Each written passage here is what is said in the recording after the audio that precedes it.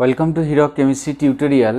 আজকে আমরা ক্লাস 10-এর একটা টপিক মানে চ্যাপ্টার, একটা খুবই ছোট একটা চ্যাপ্টার এবং খুবই ইম্পর্টেন্ট এই চ্যাপ্টারটা, যেটা হচ্ছে পরমাণুর নিউক্লিয়াস। এই চ্যাপ্টারটা এখান থেকে সিলেক্টিভ কিছু কোশ্চেন আসে এবং আমি পুরো চ্যাপ্টারটাকেই কনসেপচুয়ালি একদম খুব ভালোভাবে বোঝানোর সহজভাবে চেষ্টা করছি। দেখো, এখানেই আমাদেরকে যেটা প্রথমে যে নাম চ্যাপ্টারটা সেটাকে আগে বুঝি। চ্যাপ্টারের নাম হচ্ছে পরমাণুর নিউক্লিয়াস। তাহলে আমাদের এখানে যাই পড়ব সেটা পরমাণুর নিউক্লিয়াসকে নিয়েই পড়তে হবে। ক্লিয়ার হলো? তাহলে প্রথমে আমাদেরকে এই চ্যাপ্টারে জানতে হবে তেজস্ক্রিয়তা জানতে হবে। এই চ্যাপ্টারে প্রথম আমাদেরকে যেটা জানতে হবে সেটা হলো তেজস্ক্রিয়তা। এর আগে কোনো না কোনো ক্লাসে হয়তো নাম শুনেছি তেজস্ক্রিয়তা। অ্যাকচুয়ালি ছোট একটা কথা বলি, তেজস্ক্রিয়তা জিনিসটা কি বা তেজস্ক্রিয় কারা হয়। তেজস্ক্রিয় বলতে যারা খুব পয়জন টাইপের হয়, যারা বিষাক্ত হয়, যারা নিজেরাই নিজেদেরকে বিভাজিত করতে পারে, যারা খুব পয়জনিয়াস হয়, বিষাক্ত হয়, যারা নিজেরা নিজেদেরকে বিভাজিত করতে পারে, তাদেরকে বলা হয় তেজস্ক্রিয় মৌল বলা হয়। যেমন আমাদের এক্স রে যেগুলো হয় বা ক্যান্সারের চিকিৎসা যেগুলো হয় সেগুলোকে তেজস্ক্রিয়তা বলা হয়, তেজস্ক্রিয় মৌল দিয়ে আমাদের ওই কাজগুলোকে করা হয়। তা প্রথমে আমরা দেখব তেজস্ক্রিয়তা।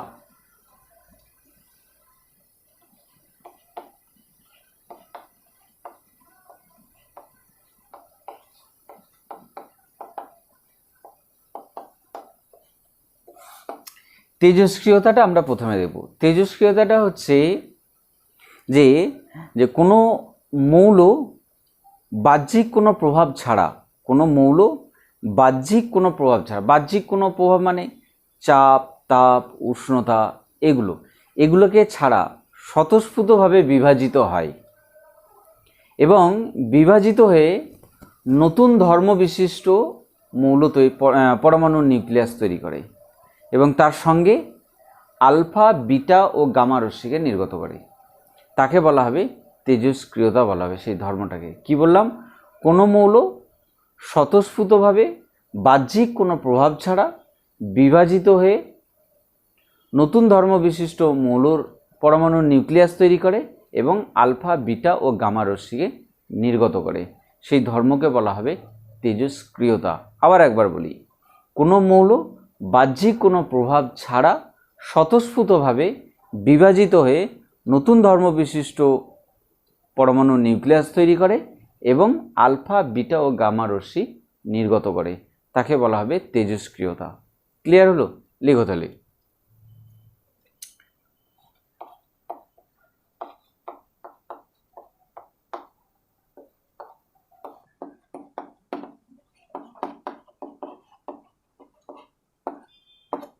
তেজস্ক্রিয়তা বলে। ক্লিয়ার হলো যে কোনো মৌলের পরমাণুর নিউক্লিয়াস বাহ্যিক কোনো প্রভাব ছাড়া স্বতঃস্ফূর্তভাবে বিভাজিত হয়ে নতুন ধর্ম বিশিষ্ট পরমাণুর নিউক্লিয়াস তৈরি করে এবং আলফা, বিটা ও গামা রশ্মি নির্গত করে, তাকে বলা হবে তেজস্ক্রিয়তা। দেখো, এটার নাম হচ্ছে আলফা, এটার নাম হলো বিটা আর এটার নাম হলো গামা। কথাটা বোঝা গেল?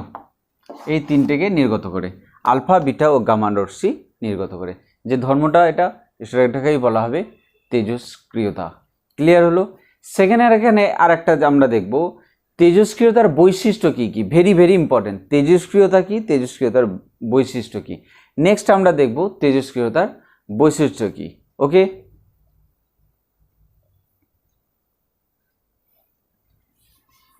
দেখো তেজস্ক্রিয়তার বৈশিষ্ট্য কি, যে ডেফিনেশন আমরা যেটা দেখলাম, আমরা সেই ডেফিনেশন থেকেই তেজস্ক্রিয়তার বৈশিষ্ট্যটাকে লিখতে পারি। দেখো কিভাবে লিখি।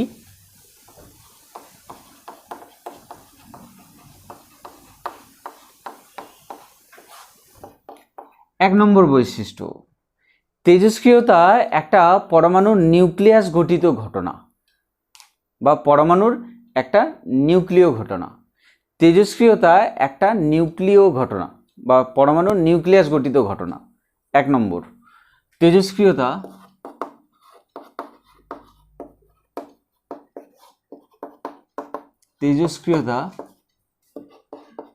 পরমাণুর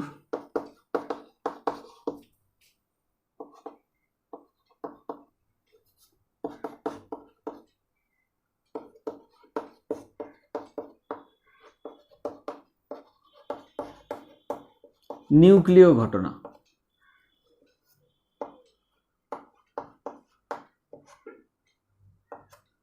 ক্লিয়ার হলো? এটাকে কেন বললাম, কারণ তেজস্ক্রিয়তা যাই ঘটনা ঘটে পরমাণুর নিউক্লিয়াস থেকে ঘটে।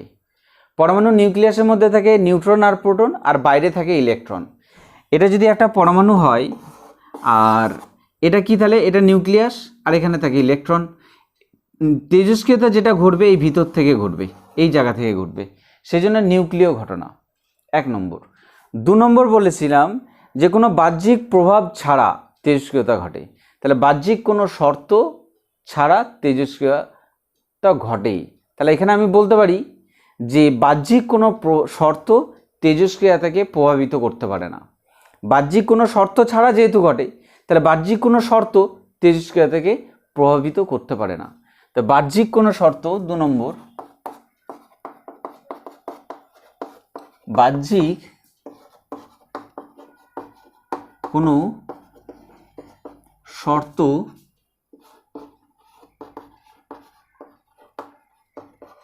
তেজস্ক্রিয়তাকে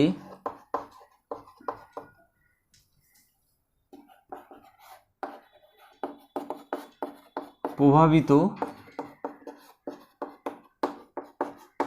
করে না। ক্লিয়ার হলো? এটা 3 নম্বর ছিল, বাহ্যিক কোনো শর্ত তেজস্ক্রিয়তাকে প্রভাবিত করতে পারে না। 2 নম্বর, 3 নম্বর যেটা বুঝতে হবে, এটা 2 নম্বর হয়ে গেল। 3 নম্বর যেটা বুঝতে হবে, তেজস্ক্রিয়তা কাদের ক্ষেত্রে ঘটে? যেসব মৌলগুলোর পরমাণু ক্রমাঙ্ক 82 বেশি, 82 এর বেশি, এবং যাদের পারমাণবিক ভর 206 এর বেশি, তাদের ক্ষেত্রে তেজস্ক্রিয়তা ঘটবে, বা সেই সব মৌলগুলোকে বলতে পারি তেজস্ক্রিয় মৌল। ক্লিয়ার হলো? তা যাদের পারমাণবিক সংখ্যা 82 এর বেশি এবং পারমাণবিক ভর 82 এর বেশি, তাদেরকে তেজস্ক্রিয়তা বলবো, অর্থাৎ তাদের তেজস্ক্রিয় মৌল বলবো, তাদের ক্ষেত্রে তেজস্ক্রিয়তা ঘটবে।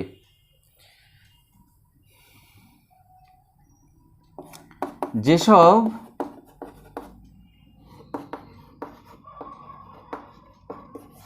তেজস্ক্রিয়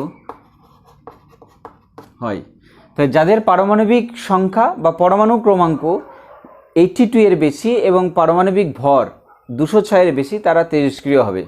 ক্লিয়ার হলো? আর একটা বলি, 3 নম্বর হয়ে গেল। 4 নম্বর বলি, তেজস্ক্রিয়তার ফলে কি দেখলাম? আলফা, বিটা ও গামা রশ্মি নির্গত করে। তাহলে তেজস্ক্রিয়তার ফলে আলফা, বিটা ও গামা রশ্মি নির্গত হয়।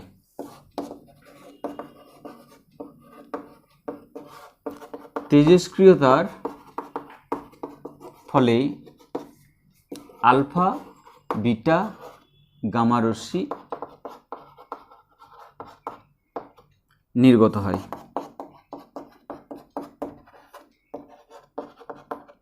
এই চলে গেল আমার তেজস্ক্রিয়তার বৈশিষ্ট্য। ক্লিয়ার হয়ে গেল? ঠিক তেজস্ক্রিয়তা কাকে বললাম, তেজস্ক্রিয় বৈশিষ্ট্য বলে দিলাম। আর কোন মৌলগুলো তেজস্ক্রিয় হবে, এই পয়েন্টটা ওটা ইম্পর্টেন্ট। কোন মৌলগুলো তেজস্ক্রিয় হবে তুমি পরমাণু ক্রমাঙ্ক দেখলেই বলে দিতে পারবে যে কারা তেজস্ক্রিয় হবে। নেক্সট এখানে আর একটা দেখব যে তেজস্ক্রিয়তার একক কি। ভেরি ভেরি ইম্পর্টেন্ট, তেজস্ক্রিয়তার একক কি। ক্লাস 9-এ আমরা পড়েছি আগে, এখানে একবার দেখে নেব তেজস্ক্রিয়তার একক।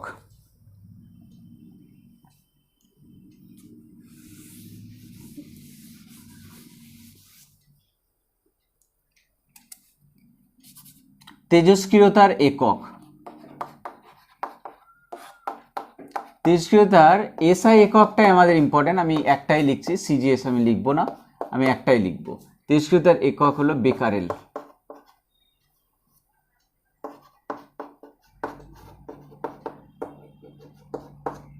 তেজস্ক্রিয়তার একক হলো বেকারেল। ক্লিয়ার হলো? তেজস্ক্রিয়তার একক হলো বেকারেল। সেকেন্ড, তারপর আমরা দেখব যে তেজস্ক্রিয় যে মৌল যেগুলো, তার 2 ধরনের মৌল হতে পারে। একটা হতে পারে কৃত্রিম তেজস্ক্রিয় মৌল হতে পারে, আর একটা হতে পারে প্রাকৃতিক তেজস্ক্রিয় মৌল হতে পারে। আমাদেরকে মাঝে মাঝে জিজ্ঞাসা করে যে কৃত্রিম তেজস্ক্রিয় মৌল কোনগুলো আর প্রাকৃতিক তেজস্ক্রিয় মৌল কোনগুলো। তো কৃত্রিম বলতে পোলোনিয়াম হতে পারে, রেডিয়াম হতে পারে, ইউরেনিয়াম হতে পারে। প্রাকৃতিক কী হতে পারে?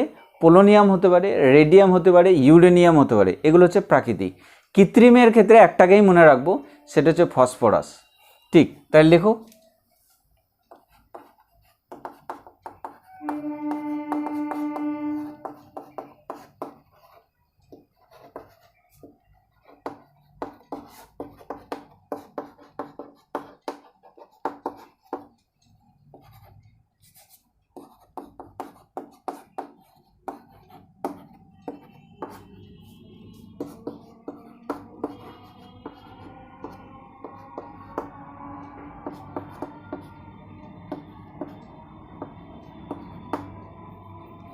দেখো এখানে যেটা আমরা দেখতে পাচ্ছি, সেখানে দেখলাম দুই ধরনের হতে পারে, একটা প্রাকৃতিক হতে পারে আর একটা কৃত্রিম হতে পারে।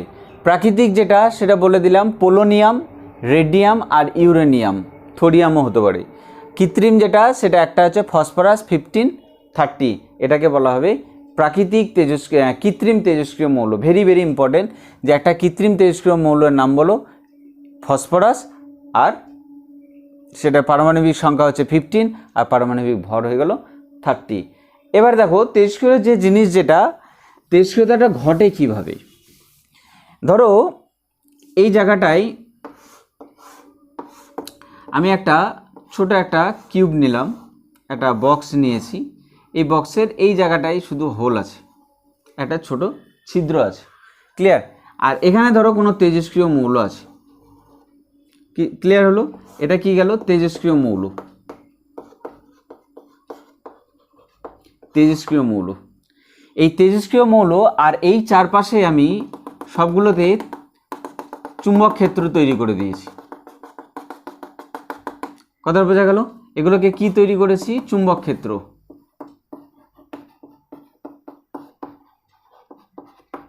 চুম্বক ক্ষেত্র তৈরি করেছি, হলো? যখনই এই তেজস্ক্রিয় মৌল যখনই এখানে রাখবো, তখন এই তেজস্ক্রিয় মৌল কী হবে? রশ্মি নির্গত করবে। এখান থেকে একটা রশ্মি সোজা চলে যাবে, কিছু রশ্মি ডান দিকে যাবে, কিছু রশ্মি বাঁ দিকে যাবে। কথাটা বোঝা গেল? এই সোর্স থেকে কিছু রশ্মি ডান দিকে, কিছু রশ্মি বাঁ দিকে, কিছু রশ্মি সোজা চলে গেল। কথাটা বোঝা গেল? এবার কিভাবে বুঝবো যে কোন রশ্মিগুলোর কি নাম? এই তেজস্ক্রিয় বিকিরণের ফলে এই সোর্স থেকে যখন তেজস্ক্রিয় বিকিরণ হচ্ছে, রশ্মিগুলো যখন নির্গত হচ্ছে, তখন চুম্বক ক্ষেত্রে ডান দিকে যেগুলো যাবে সেগুলোকে বলবো বিটা। এ দিয়ে গেল বিটা, ক্লিয়ার হলো? আর বাঁ দিকে যেগুলো যাবে সেগুলোকে বলবো আলফা, ক্লিয়ার হলো? আর সোজা যেগুলো যাবে সেগুলোকে বলবো গামা। ঠিক, তাহলে ডান দিকে গেল বিটা, বাঁ দিকে গেল আলফা, আর সোজা গেল গামা। প্রশ্ন দেয় যে কোনো বক্সের মধ্যে তেজস্ক্রিয় পদার্থ রাখলে তার উপরে যদি চুম্বক ক্ষেত্র তৈরি করা হয়, তাহলে কোন রশ্মি কোন দিকে যাবে? তাই ডান দিকে যাবে বিটা রশ্মিগুলো বা বিটা কণাগুলো, বাঁ দিকে যাবে আলফা রশ্মি বা আলফা কণাগুলো, আর সোজা চলে যাবে গামা রশ্মিগুলো। ক্লিয়ার হলো? এই চলে গেল কিভাবে তেজস্ক্রিয় বিকিরণ করে সেটাকে দেখা হলো। নেক্সট এখানে যেটা পড়তে হবে, আলফা, বিটা এবং গামা, এদের মধ্যে ধর্ম যেগুলো বা এদের মধ্যে পার্থক্য যেগুলো, সেই প্রকৃতি যেগুলো, সেগুলোকে আমরা পড়ব। একটা নোট ডাউন করবে এখানে যে একটা আলফা কণা, একটা আলফা, এখানে বিটা হচ্ছে নেগেটিভ, বিটা হয়ে গেল নেগেটিভ, আর আলফা হয়ে গেল পজিটিভ। আর গামা যেটা সেটা হচ্ছে নিস্তড়িত, গামা যেটা সেটা হচ্ছে নিস্তড়িত, সে না পজিটিভ না নেগেটিভ, নেগেটিভও নাই পজিটিভও নাই। গামাটা কি বললাম? নিস্তড়িত, গামাটা হয়ে যাচ্ছে নিস্তড়িত। ক্লিয়ার হলো? তাহলে আলফা হয়ে গেল পজিটিভ, বিটা হয়ে গেল নেগেটিভ, আর গামা যেটা সোজা যায় সেটা হয়ে যাচ্ছে নিস্তড়িত। একটা আলফা কণা, একটা আলফা, সেটা একটা হিলিয়াম পরমাণু নিউক্লিয়াসের সমান, লিখে রাখবে। একটা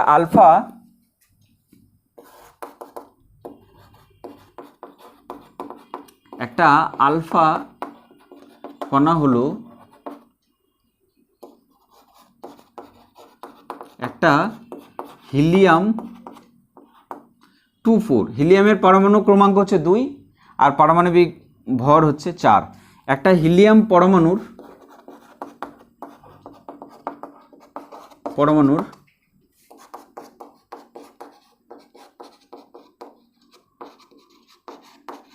নিউক্লিয়াসের সমান, তাহলে একটা আলফা কণা হলো একটা হিলিয়াম পরমাণুর নিউক্লিয়াসের সমান।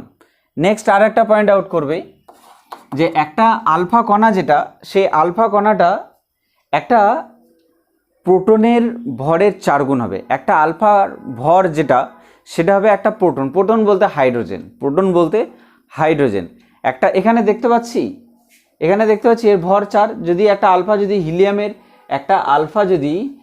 হিলিয়ামের সমান হয় তাহলে একটা আলফার ভর কোনটা, এইটাই হবে। আর হাইড্রোজেন হচ্ছে 1 আর 1, হাইড্রোজেনের পরমাণু ক্রমাঙ্ক 1, ভর সংখ্যা 1। আর হিলিয়ামের ভর দেখো 4, ঠিক, তাহলে আলফারও ভর হলো 4। এই আলফার ভর যেটা সেটা হাইড্রোজেনের ভরের কত গুণ হলো, 4 গুণ হয়ে গেল। তাহলে একটা আলফার ভর একটা প্রোটনের ভরের 4 গুণ, নোট ডাউন করে রাখবে। একটা আলফার ভর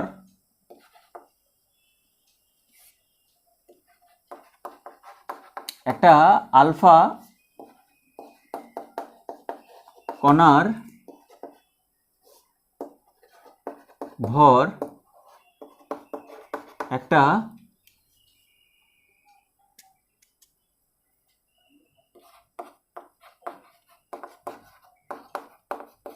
প্রোটনের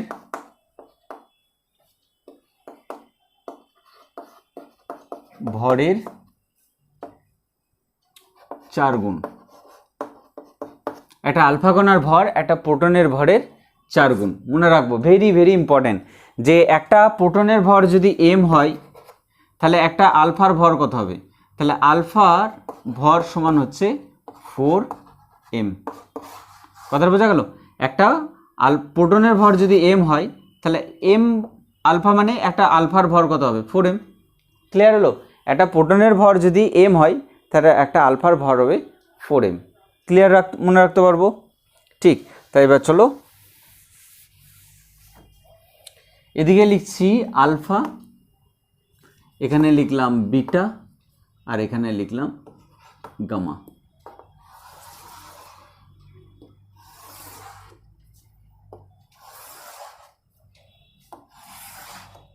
হলো? এখানে 1 নম্বরে লিখো, এখানে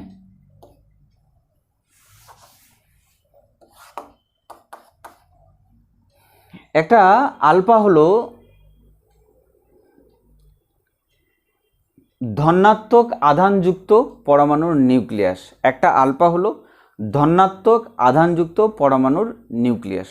ক্লিয়ার হলো? একটা আলফা হলো ধনাত্মক আধানযুক্ত পরমাণুর নিউক্লিয়াস। একটা আলফা হলো, তাহলে আলফা কণা হলো ধনাত্মক পজিটিভ আধান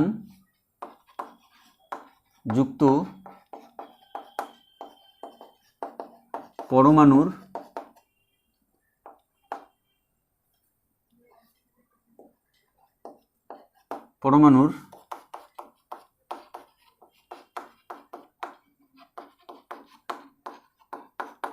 নিউক্লিয়াস। একটা আলফা হলো একটা ধনাত্মক আধানযুক্ত পরমাণুর নিউক্লিয়াস।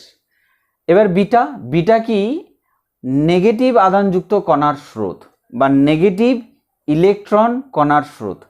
নেগেটিভ আধানযুক্ত ইলেকট্রন কণার স্রোত বিটা হলো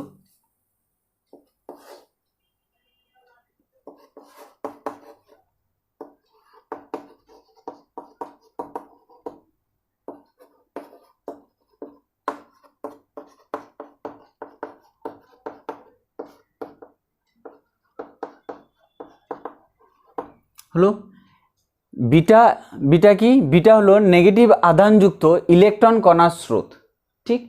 আর গামা হচ্ছে তড়িৎচুম্বকীয় তরঙ্গ। গামা হলো তড়িৎচুম্বকীয় তরঙ্গ।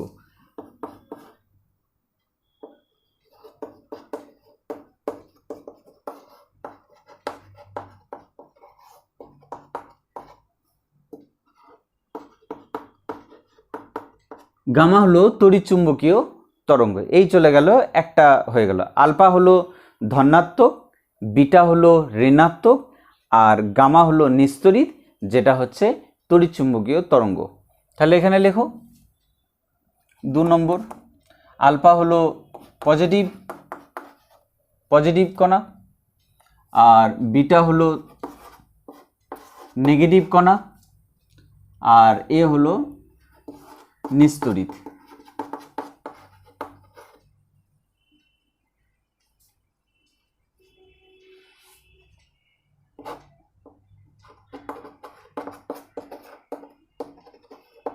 নিস্তড়িত, ক্লিয়ার হলো?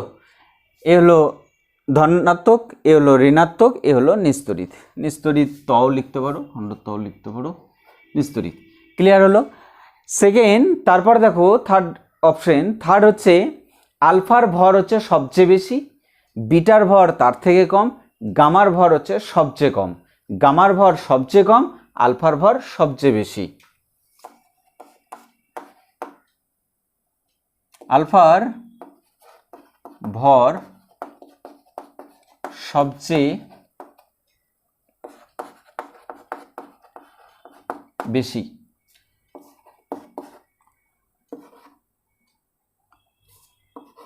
বিটার ভর আলফার চেয়ে কম।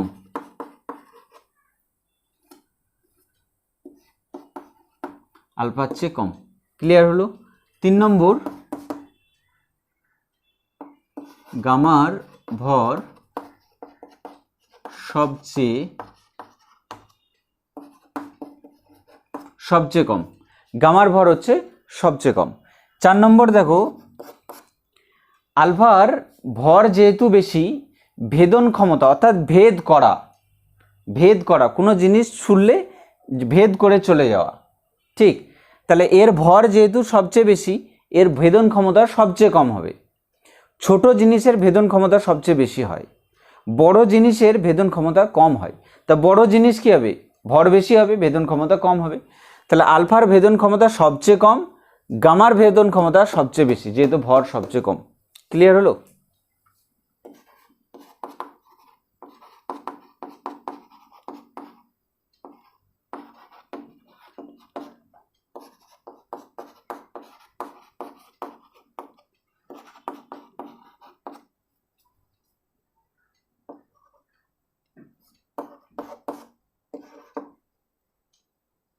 আলফা এর চেয়ে বেশি, আলফা এর চেয়ে বেশি, বিটার ভেদন ক্ষমতা আলফার চেয়ে বেশি হলো। আর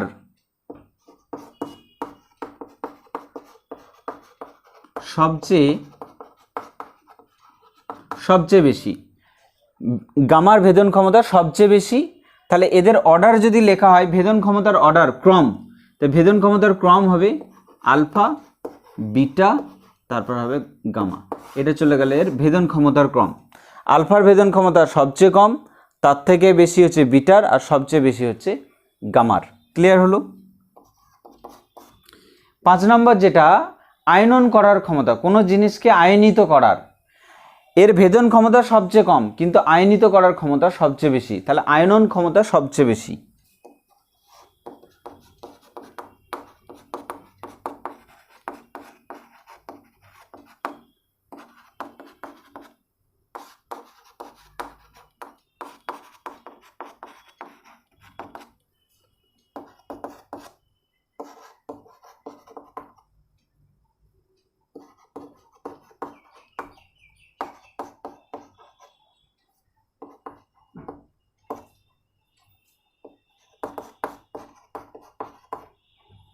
এর আয়নন করার ক্ষমতা সবচেয়ে বেশি, এর বিটার আয়নন করার ক্ষমতা আলফার চেয়ে কম, আর এটা হলো সবচেয়ে কম। ক্লিয়ার হলো? আলফার ভেদন ক্ষমতা সবচেয়ে কম, গামার ভেদন ক্ষমতা সবচেয়ে বেশি, আলফার আয়নন করার ক্ষমতা সবচেয়ে বেশি, গামার সবচেয়ে কম। তাহলে আয়নন করার ক্ষমতার যদি অর্ডার যদি লেখা হয়, তাহলে আলফার হচ্ছে সবচেয়ে বেশি, তার থেকে কম হচ্ছে বিটার, তার থেকে কম হচ্ছে গামার। ভেরি ভেরি ইম্পর্টেন্ট এই দুটো অর্ডার। ঠিক, যদি তোমাদেরকে বিটা গামার মধ্যে পার্থক্য লিখতে বলে তাহলে এটা লিখবে, আলফা আর বিটার মধ্যে পার্থক্য লিখতে বলে এটা লিখবো। ক্লিয়ার হয়ে গেল? এই চলে গেল আমার ফার্স্ট তেজস্ক্রিয়তা পরমাণুর নিউক্লিয়াস যে চ্যাপ্টার, তার প্রথম ক্লাস এটাই ছিল। নেক্সট দিন আবার আমরা দেখব। যারা আমার ক্লাসে আজকে প্রথম তারা অবশ্যই চ্যানেলটাকে সাবস্ক্রাইব করবে আর বেল বাটন অবশ্যই অন করবে। আর যারা রেগুলার আমার ক্লাস দেখো তাদের কাছে রিকোয়েস্ট থাকলো অবশ্যই সাবস্ক্রাইব, যারা করনি তারা অবশ্যই সাবস্ক্রাইব করবে, আর ভালো লাগলে অবশ্যই লাইক এবং শেয়ার করবে। যদি না বুঝতে পারো তাহলে অবশ্যই কমেন্ট করে জানাবে। Thank you.